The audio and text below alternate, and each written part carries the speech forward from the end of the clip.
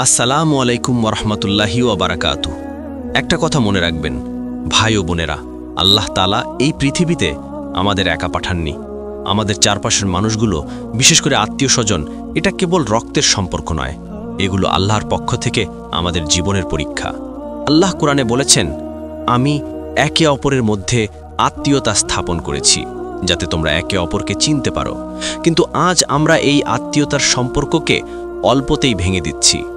একটুখানি রাগে, ঈর্ষায় বা অভিমানে আমরা এমন মানুষদের থেকে দূরে সরে যাচ্ছি যাদের কারণে একসময় আল্লাহর রহমত আমাদের ঘরে নেমে আসত। আজকের ভিডিওর বিষয়, এই 4 জন আত্মীয়ের সাথে সম্পর্ক খারাপ করলে আল্লাহর রহমত বন্ধ হয়ে যায়। পার্ট 1 ভিডিওতে আমরা জেনেছিলাম মা বাবা, ভাই বোন, জীবনসঙ্গী এবং নিকট আত্মীয়দের সঙ্গে সম্পর্ক ছিন্ন করার ভয়াবহতা। আর আজকের এই ভিডিওতে আমরা জানব আরও 4টি গুরুত্বপূর্ণ সম্পর্কের কথা, যেগুলো অনেকেই অবহেলা করে, কিন্তু এগুলোই দুনিয়াতে আপনার বরকত, আপনার শান্তি, আপনার সাফল্যের আসল উৎস। তাই ভিডিওটি একদম শেষ পর্যন্ত মনোযোগ দিয়ে শুনবেন।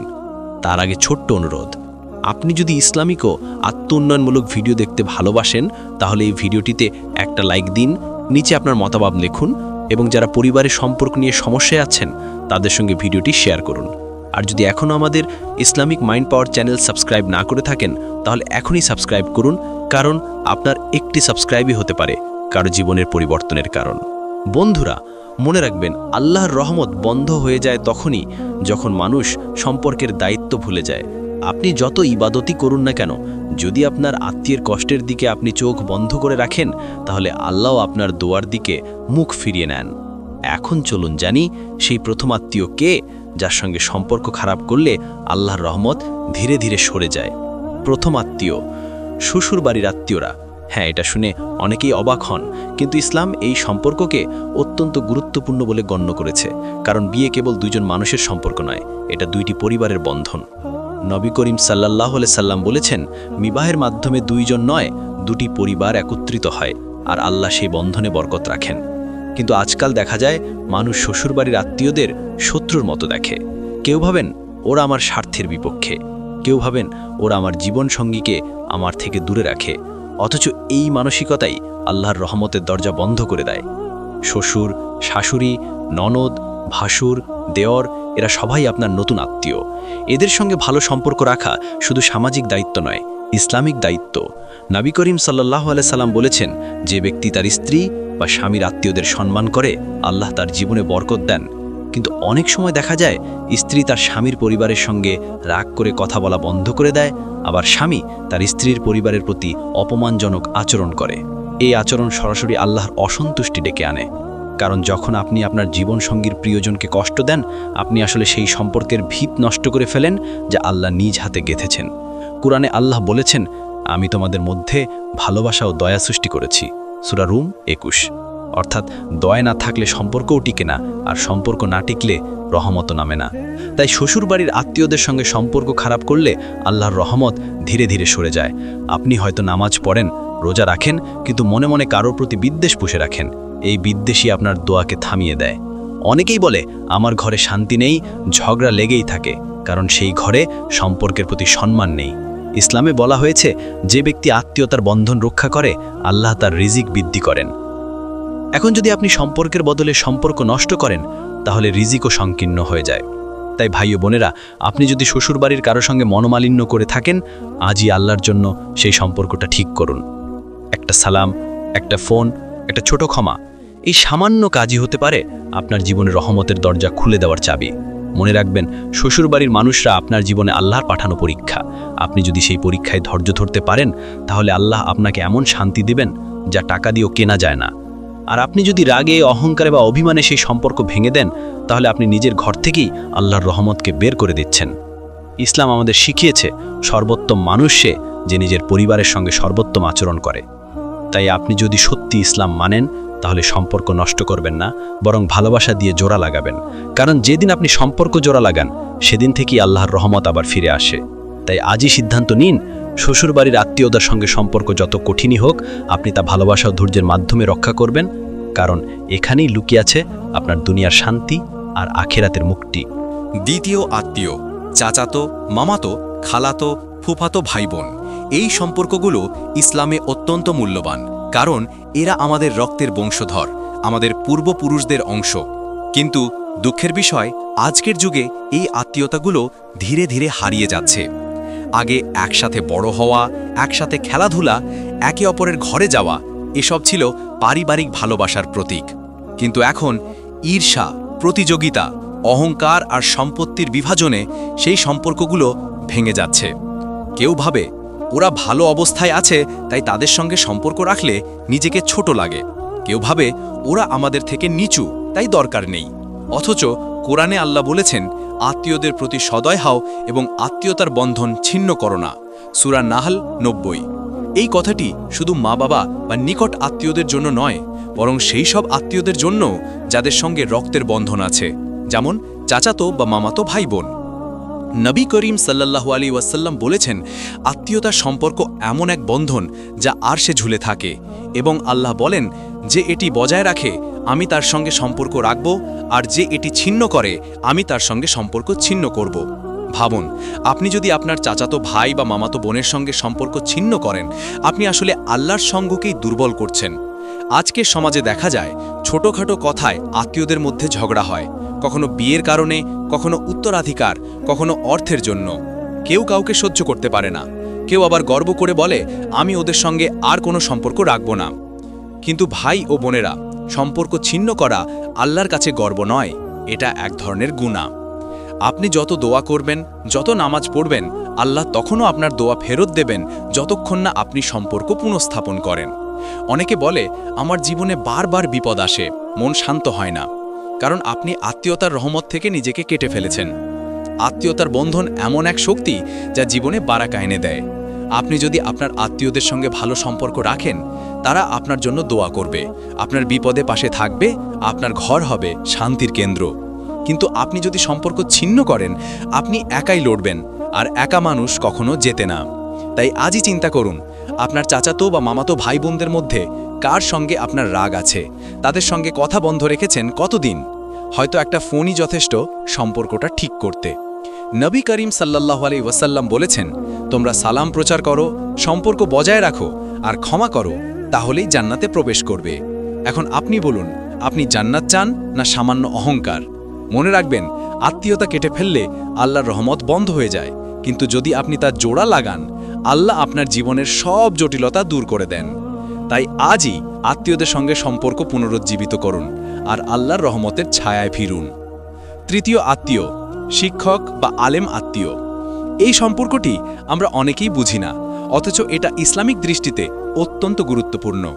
যদি আপনার কোনো আত্মীয় জ্ঞানী হন, আলেম হন, ইসলামী শিক্ষা দেন বা দ্বীনি কাজে যুক্ত থাকেন, তাহলে তার সঙ্গে সম্পর্ক রাখা আল্লাহর রহমতের দরজা খোলে। কারণ আল্লাহ কুরআনে বলেছেন, যে মানুষকে আমি জ্ঞান দিয়েছি তাকে সম্মান করো। কিন্তু আজকের যুগে মানুষ উল্টো কাজ করছে। যখন কোনো আত্মীয় ধর্মের পথে চলে, নামাজ পড়ে, পর্দা করে, মানুষ তাকে তুচ্ছ করে দেখে।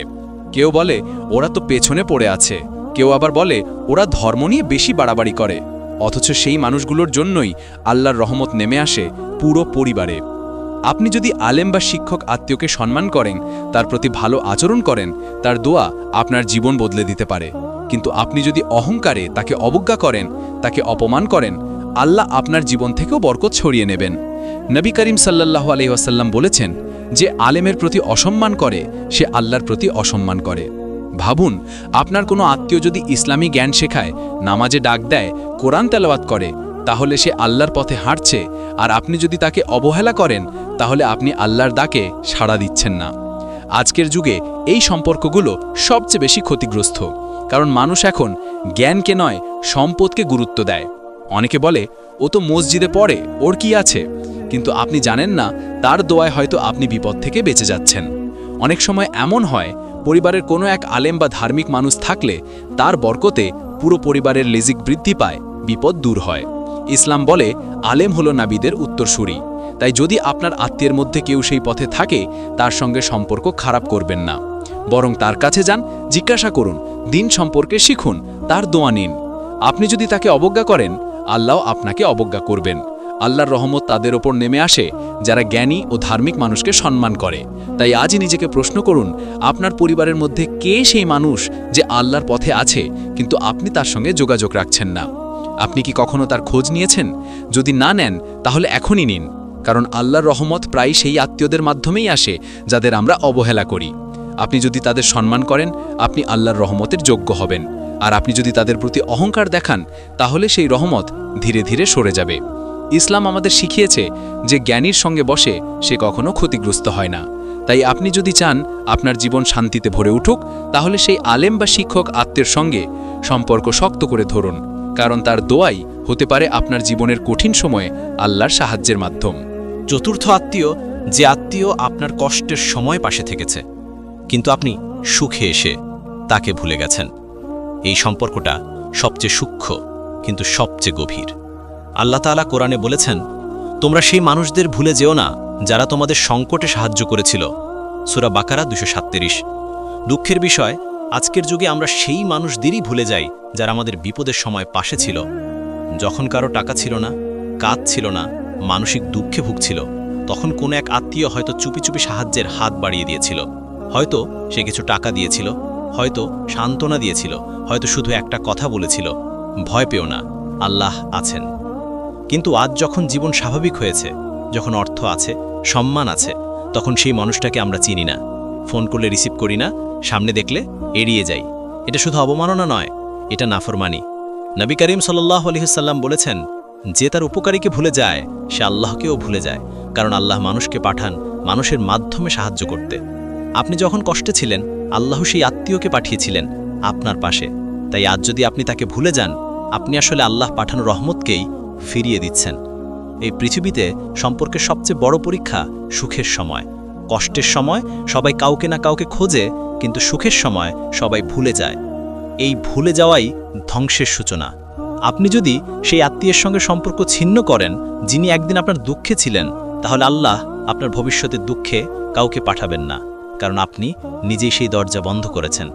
অনেক সময় দেখা যায় সেই আত্মীয় হয়তো এখন আর ততটা শক্তিশালী নেই, হয়তো অভাবে আছে, হয়তো চায় আপনি শুধু খোঁজ নেন, কিন্তু আপনি বলেন আমার এখন অনেক কাজ, সময় নেই। অথচ আপনি জানেন না তার দোয়ায় আপনার রিজিক ছিল, তার ভালোবাসায় আপনার জীবনে বরকত ছিল।